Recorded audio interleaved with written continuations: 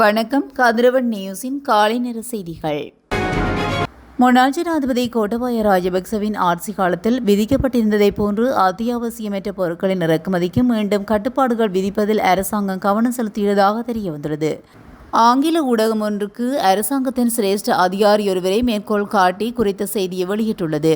செய்தியை தொடர்ந்தும் தெரிவிக்கப்பட்டுள்ளதாவது, மேற்கு ஆசியாவில் ஏற்பட்ட பிராந்திய மோதல்களால் கடுமையாக பாதிக்கப்பட்டுள்ள அரசாங்கம் பல மேலதிக நடவடிக்கைகளை எடுக்க உள்ளது. அதன்படி அத்தியாவசியமற்ற இறக்குமதிகளை கட்டுப்படுத்தவும் 2022 பொருளாதார நெருக்கடியின் போது எடுக்கப்பட்ட சில நடவடிக்கைகளை மீண்டும் நடைமுறைப்படுத்தவும் அரசாங்கம் திட்டமிடுகின்றது. மே 26 அல்லது 27 தென்மேற்கு பருவப்பெயர்ச்சி காலநிலை நாட்டை வந்தடையக்கூடும் என்பதால் மழைவீழ்ச்சி அதிகரிக்கலாம் என வளிமண்டலவியல் திணைக்களம் தெரிவித்துள்ளது. கலனி கங்கையின் நீர்மட்டம் வளமைக்கு திரும்பியுள்ள போதிலும் கழுகங்கை மற்றும் அத்தனகல ஓயா பகுதிகளில் வெள்ள அபாய எச்சரிக்கை நீடிக்கின்றது. இதேவேளை சீரற்ற வானிலையினால் 8 மாவட்டங்களில் 28,933 பேர் பாதிக்கப்பட்டுள்ளமை குறிப்பிடத்தக்கது. மத்தள ராஜபக்ச சர்வதேச விமான நிலையம் அவசர காலங்களில் விமானங்களை தரையிறக்குவதற்காக மேலும் தயார்படுத்தப்பட்டுள்ளதாக தெரிவிக்கப்படுகிறது. கட்டுநாயக்காவில் உள்ள பண்டாரநாயக்க சர்வதேச விமான நிலையத்தை சுற்றியுள்ள பகுதிகளில் நிலவும் பலத்த மழை மற்றும் மோசமான வானிலை காரணமாக இந்த நடவடிக்கை எடுக்கப்பட்டுள்ளதாக கூறப்படுகிறது. ரூபாயின் மதிப்பு வீழ்ச்சியடைந்துள்ளதன் காரணமாக அரசாங்கத்தின் வெளிநாட்டு கடன் தொகை ஒருபோதும் அதிகரிக்கப்பட மாட்டாது என்று மத்திய வங்கி ஆளுநர் நந்தலால் வீரசிங்க வலியுறுத்தியுள்ளார்.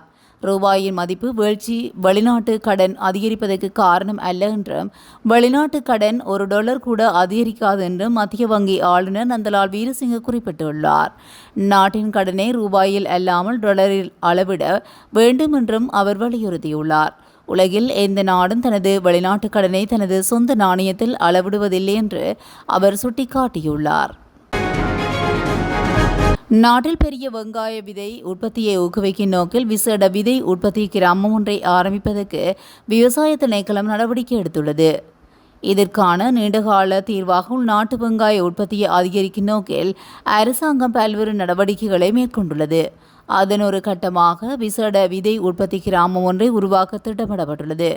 நடப்பு வருடத்துக்குள் உள்நாட்டு வெங்காய உற்பத்தியை 70,000 மெட்ரிக் டன் வரை அதிகரிப்பது திட்டத்தின் பிரதான இலக்காகும் என விவசாய திணைக்களம் குறிப்பிட்டுள்ளது.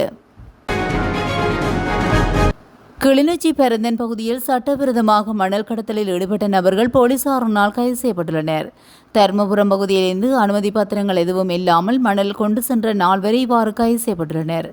யாழ்ப்பாணம் நோக்கி சென்ற டெப்பர் வாகனம் ஊடாக பெரந்தன் பகுதியில் சட்டவிரோதமாக மணல் கடத்தப்படுவது தொடர்பாக பிரதேசவாசிகள் மாவட்ட குற்றத்தடுப்பு போலீசாருக்கு முறைப்பாடு அளித்துள்ளனர். குறித்த முறைப்பாட்டுக்கு அமைய 4 சந்தேக நபர்கள் கைது செய்யப்பட்டுள்ளதாக தெரிவிக்கப்படுகிறது. யாழ்ப்பாணத்தில் பிறந்த 4 மாதங்களேயான ஆண் குழந்தை ஒன்று நேற்றைய தினம் உயிரிழந்துள்ளது. வரணி இயற்றாலை பகுதியைச் சேர்ந்த தவகுமார் பஸ்மிலன் என்ற குழந்தையை இவ்வாறு உயிரிழந்துள்ளது. இதுகுறித்து மேலும் தெரிய வருகையில், குறித்த குழந்தை 23ஆம் தேதி சுவாசிப்பதற்கு சிரமப்பட்ட நிலையில் குழந்தையை நேற்றிரவு யாழ்ப்பாணம் போதனா வைத்தியசாலைக்கு கொண்டு சென்றனர். இருப்பினும் சிகிச்சை பலனின்றி குறித்த குழந்தை உயிரிழந்துள்ளமை குறிப்பிடத்தக்கது. கிளிநொச்சி அக்ராயன் போலீஸ் பிரிவுக்குட்பட்ட முக்கம்பன் பகுதியிலிருந்து பார ஊர்தி மூலம் அனுமதி பத்திரம் எதுவுமின்றி 22 கால்நடைகளை கொண்டு செல்ல முற்பட்ட நபர் கைது செய்யப்பட்டுள்ளார்.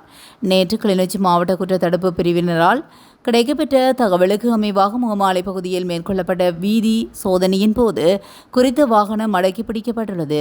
அத்துடன் 22 கால்நடைகளையும் போலீசார் மீட்டுள்ளதுடன் குறித்த பார ஊர்தியின் 43 வயதுடைய சாரதி போலீசாரால் கைது செய்யப்பட்டுள்ளார். இந்த நிலையில் குறித்த சாரதியை கிளிநொச்சி நீதிமன்றத்தில் முற்படுத்த நடவடிக்கை எடுக்கப்பட்டுள்ளதாக கிளிநொச்சி போலீசார் தெரிவித்தனர். அமெரிக்கா மற்றும் மெக்சிகோவுக்கான தற்போதைய இலங்கை தூதுவரும் முன்னாள் அமைச்சருமான மஹிந்த சமரசிங்க தனது பதவியிலிருந்து விலகுவதாக உத்தியோகபூர்வமாக அறிவித்துள்ளார். அவரது பதவிக்காலம் எதிர்வரும் ஜூலை மாதத்துடன் நிறைவடையவிருந்த நிலையில் அவரது அரசியல் அனுபவத்தை மேலும் பெற்றுக்கொள்வது குறித்து அரசாங்கம் கவனம் செலுத்தி வருவதாக தகவல்கள் தெரிவிக்கின்றன.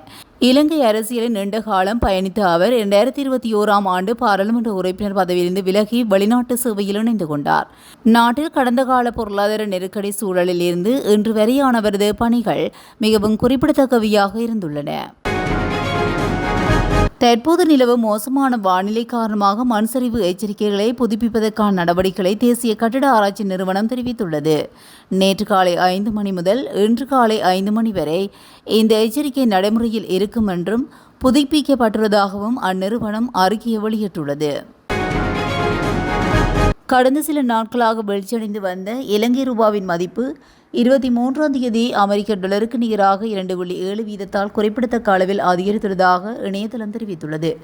சர்வதேச நாணய நிதியம் மற்றும் ஆசிய அபிவிருத்தி வங்கி ஆகியவற்றிடமிருந்து இலங்கைக்கு நிதி கிடைக்கும் நிலையில் சந்தையில் உள்ளவர்கள் தங்களிடமுள்ள டாலர்களை விற்பனை செய்ய முற்பட்டதே ரூபா வலுவடைவதற்கு காரணம் என்று அரசாங்கம் தெரிவிப்பதாக அந்த இணையதளத்தில் குறிப்பிடப்பட்டுள்ளது.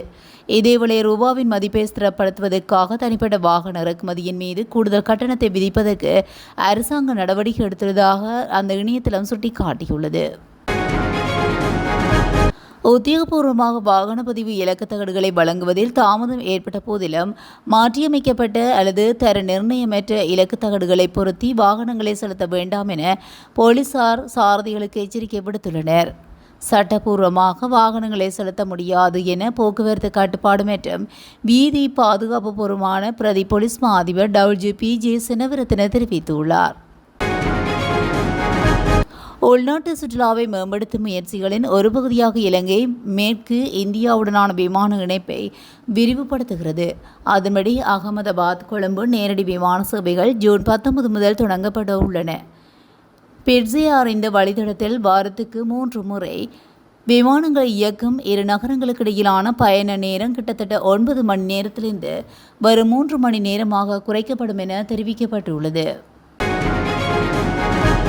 மருதானியிலிருந்து தென்னிலங்கை நோக்கி புறப்படவிருந்த தொடருந்து ஒன்றின் என்ஜின் ஒன்று தடம் புரண்டதன் காரணமாக மருதானை கோட்டை வரையான தொடருந்து போக்குவரத்தில் தடங்கள் ஏற்பட்டுள்ளது. மருதானிலிருந்து தென்னிலங்கை நோக்கி புறப்படவிருந்த தொடருந்து ஒன்றின் என்ஜின் ஒன்று தடம் புரண்டதன் காரணமாக மருதானை கோட்டை வரையான தொடருந்து போக்குவரத்து தடங்கள் ஏற்பட்டுள்ளது. மருதானிலிருந்து கேக்கடுவ நோக்கி தினமும் மாலை 6:10 மணிக்கு புறப்படும் கடுகதி தொடர்ந்தின் எஞ்சின் பகுதியே நேற்று மாலையில் மேற்குறித்தவாறு தடம் புரண்டுள்ளது. மருதானை தொடர்ந்து நிலையத்தின் கடைக்கோடி முனையத்திலிருந்து மேடையில் நிறுத்தப்பட்ட இந்த பெட்டிகளுடன் இணைக்க எஞ்சின் நகர்த்தப்பட்ட போது மருதானை பாலம் அருகே இந்த விபத்து ஏற்பட்டதாக தெரிவிக்கப்படுகிறது. இதன்போது எஞ்சினில் 4 சக்கரங்கள் தடம் புரண்டுள்ளதுடன் விபத்தின் காரணமாக கொழும்பு கோட்டை மற்றும் மருதானை இடையிலான தொடருந்து பாதையின் ஒரு பகுதியில் போக்குவரத்து தடங்கள் ஏற்பட்டுள்ளது. இத்துடன் கதிரவன் நியூஸின் காலை நேர செய்திகள் நிறைவடைகின்றன. தொடர்ந்தும் செய்திகளோடு இணைந்திருக்க கதிரவன் நியூஸுடன் இணைந்திருங்கள். நன்றி, வணக்கம்.